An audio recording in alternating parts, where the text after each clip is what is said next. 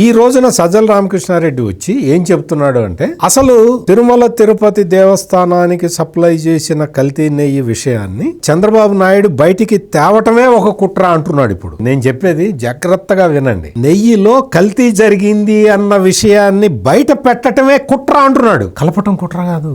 నెయ్యిలో అసలు నెయ్యే లేకుండా వనస్పతి తీసుకొచ్చి అందులో కెమికల్స్ కలిపి నెయ్యి వాసన వచ్చేలాగా చేసి పూసగా ఉండేలాగా చేసి నెయ్యి లాగా భ్రమ కల్పించి వెంకటేశ్వర స్వామి ప్రసాదంలో కలపటం తప్పు కాదు, కుట్ర కాదు. కుట్ర ఏది అంటే లడ్డులో కల్తీ జరిగిందయా, దీని మీద ఎంక్వైరీ వేయండియా అని ఎంక్వైరీ వేయటం కుట్ర అంటాడు.